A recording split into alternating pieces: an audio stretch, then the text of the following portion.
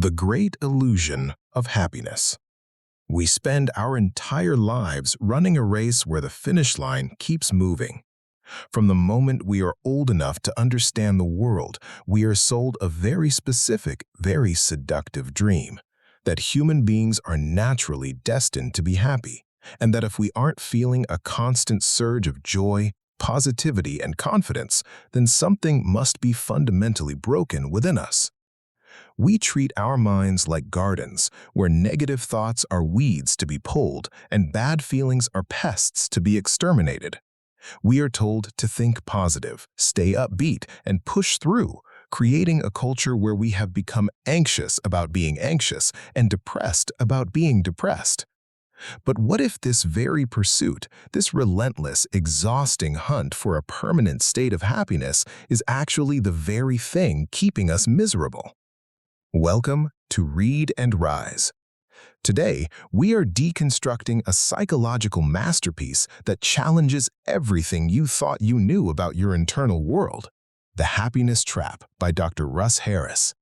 Based on the revolutionary principles of acceptance and commitment therapy, ACT, Harris argues that our minds are not designed to make us happy. They are ancient survival machines designed to keep us safe by constantly scanning for threats, comparing us to others, and obsessing over what could go wrong.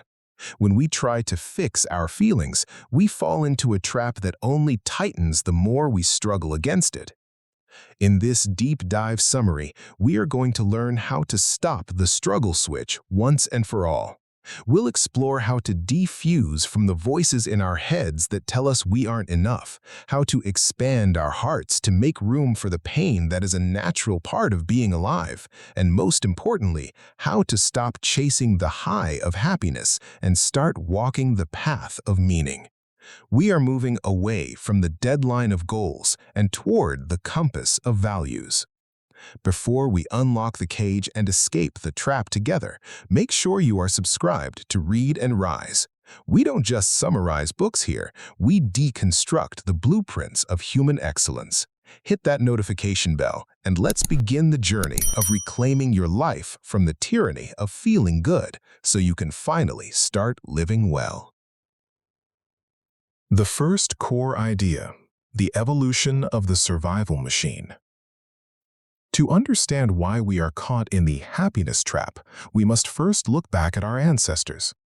Dr. Russ Harris explains that the human mind did not evolve to make us feel happy or fulfilled. It evolved to keep us alive.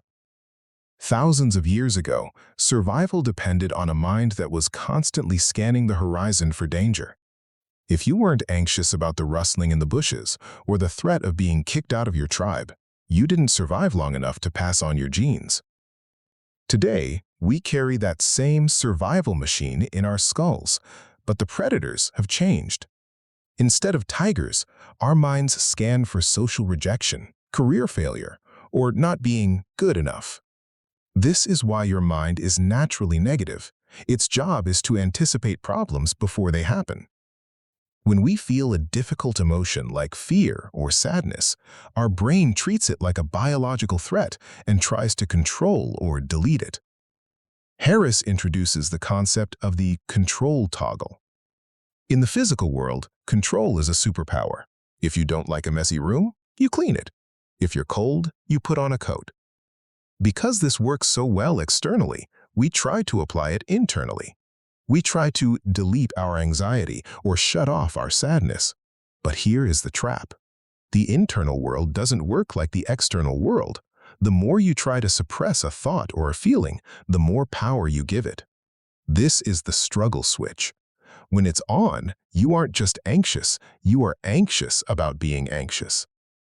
To rise above this, we must learn to switch the struggle switch to off. This doesn't mean the anxiety disappears. It means you stop fighting it. You stop treating your internal experience as a problem to be solved and start seeing it as a process to be observed. By understanding that your mind is just doing its job as a survival machine, you can stop taking its danger signals so personally. You move from being a victim of your thoughts to being the calm observer of the storm.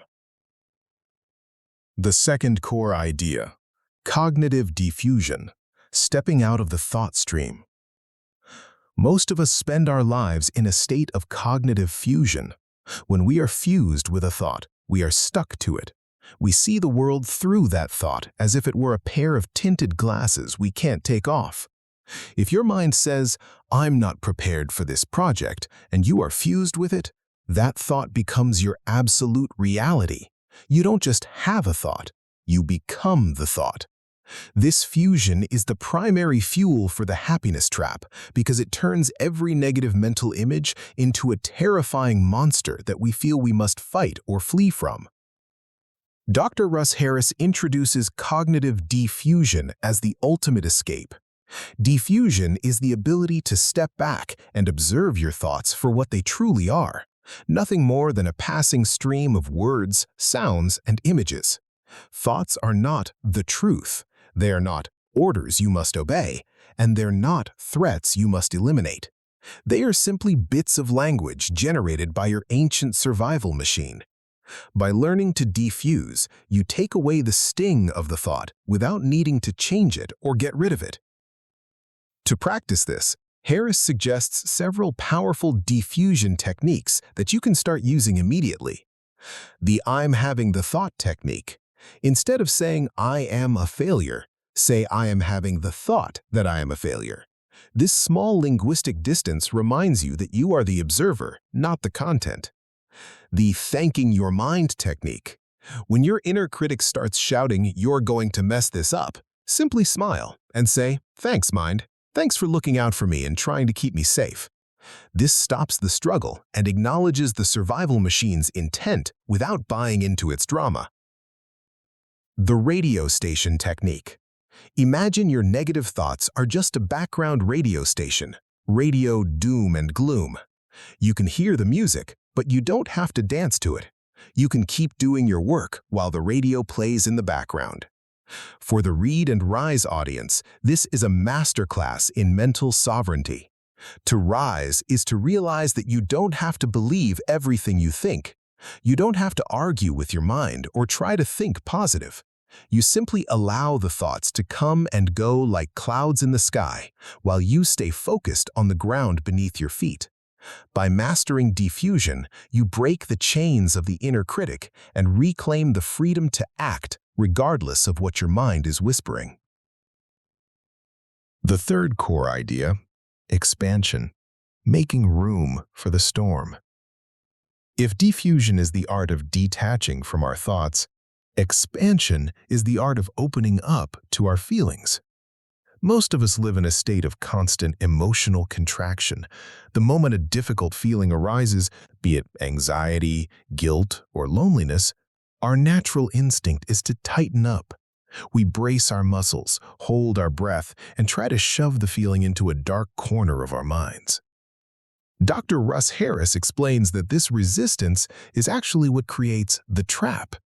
It's like trying to push a beach ball underwater. The harder you push, the more it resists and the more exhausted you become. Expansion is the radical act of dropping the struggle. Instead of trying to fix or get rid of a feeling, you learn to make room for it. You stop treating your emotions like enemies that must be defeated and start treating them like guests who are passing through. Harris breaks this down into a simple three-step process that transforms how we experience pain. 1. Observe. Instead of getting swept away by the feeling, look at it objectively. Where is it in your body? Is it a tightness in your chest? A knot in your stomach? Does it have a shape, a temperature, or a movement? By observing the sensation, you move from being inside the pain to being the observer of it. 2. Breathe. Imagine breathing into and around the sensation. You aren't trying to breathe it away, you are breathing to create space for it. It's like opening a window in a crowded, stuffy room. You are giving the feeling breathing room. 3. Allow. This is the most challenging step. It means giving the feeling permission to be there. You don't have to like it, want it, or approve of it. You simply say, "I don't like this feeling, but I have room for it." For the Read and Rise community, this is the ultimate lesson in emotional resilience. To rise doesn't mean you never feel pain. It means you become larger than your pain. You realize that you are the vast sky, and your feelings are just the weather. The weather changes. Sometimes it's sunny, sometimes it's a hurricane, but the sky remains expansive, open, and unharmed. By practicing expansion, you stop wasting your life force on a war you can never win and start using that energy to build a life that truly matters.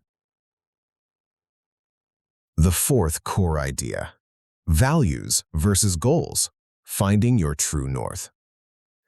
In the final stage of escaping the happiness trap, Dr. Russ Harris introduces a distinction that changes how we view success entirely: the difference between values and goals.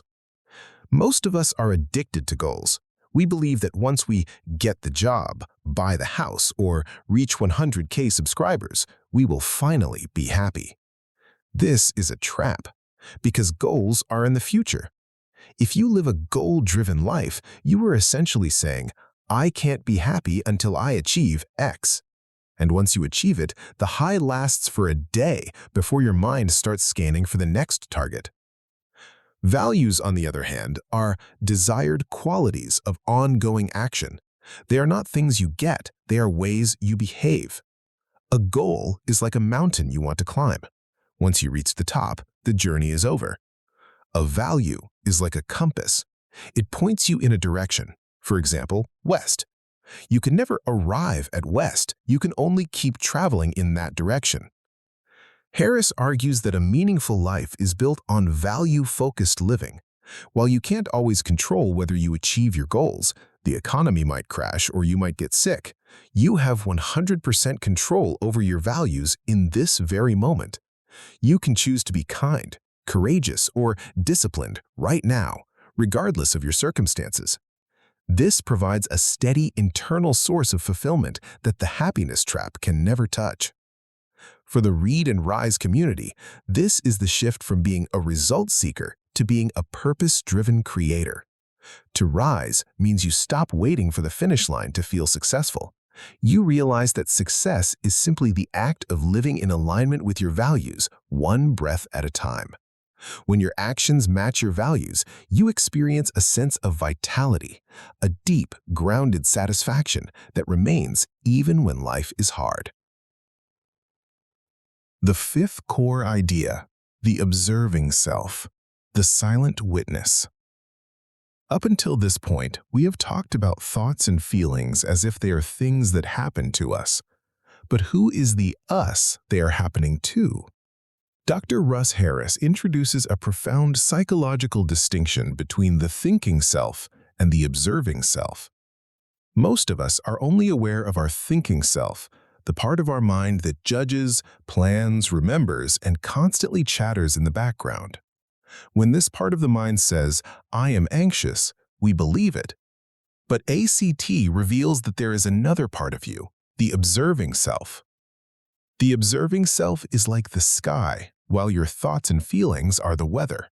The weather changes constantly. Sometimes it's a violent storm of anxiety, sometimes it's a light breeze of joy, but the sky remains unchanged. The sky doesn't try to fix the storm, and it isn't harmed by the lightning. It simply provides the space for the weather to exist. This self is the part of you that has been there since you were a child. Your body has changed, your thoughts have changed, but the observer behind your eyes has remained the same. For the Read and Rise audience, mastering the observing self is the ultimate mindset shift. It means that when you feel overwhelmed, you can step back and say, I am the space in which this anxiety is happening, but I am not the anxiety itself. This realization creates an indestructible sense of peace. You stop being a victim of your mental weather and start being the vessel that holds it. This perspective allows you to remain steady and focused on your values even when your thinking self is screaming in panic. It is the silent witness that gives you the power to choose your response rather than reacting blindly. The sixth core idea: committed action, moving with the monsters. Now we arrive at the final destination, committed action. You can practice defusion, expansion, and mindfulness all day, but if you don't do anything, your life won't change. Dr. Russ Harris explains that a meaningful life is built through action, specifically action that is aligned with your values. However, here is the catch. Action usually brings discomfort. If you value courage, you will have to do things that make you feel afraid. If you value growth, you will have to face the pain of failure. Harris uses the famous metaphor of the monsters on the boat. Imagine you are the captain of a ship, heading toward a beautiful destination, your values. Deep in the hold of the ship are terrifying monsters, your fears, insecurities, and painful memories. As long as you stay in the harbor, the monsters stay quiet. But the moment you start sailing toward your destination, the monsters crawl up onto the deck and threaten you. They growl, "You'll never make it," or "Turn back, it's too dangerous." Most people spend their lives trying to kill the monsters or hiding in the harbor to keep them quiet. But in the happiness trap, you learn a different way. You keep your hands on the steering wheel. You let the monsters scream, you let them growl, and you even let them stand on the deck next to you, but you keep steering the ship. Committed action means taking your monsters along for the ride. You don't wait for them to disappear to start living. You rise above the trap by realizing that the monsters have no power to turn the wheel. Only you do. The final word. The vitality of the struggle. As we reach the end of our journey through the happiness trap, we are left with a truth that is both challenging and incredibly liberating. A meaningful life is not a comfortable life.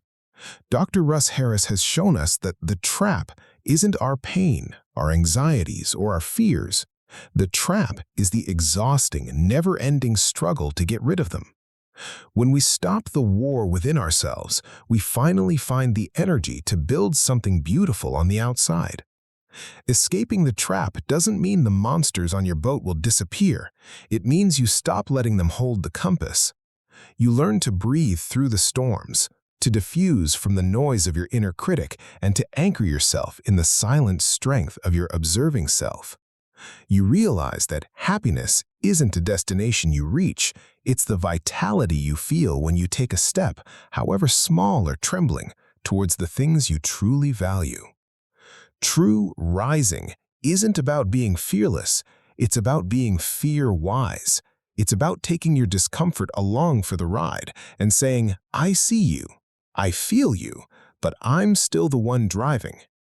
Today, choose one value, just one, and take a single committed action toward it. Don't wait for the perfect feeling to start. The feeling follows the action, not the other way around. We've dismantled the trap together, but the real work begins when you close this video. If this summary shifted your perspective, share it with someone who is currently struggling with their own inner monsters. Subscribe to Read and Rise to continue deconstructing the books that define our existence. My final question for you: what is the monster on your boat that has been keeping you in the harbor for too long? And what is the first step you will take towards your values today, even if that monster screams? Let's talk in the comments. Stay present, stay committed, and as always, keep rising.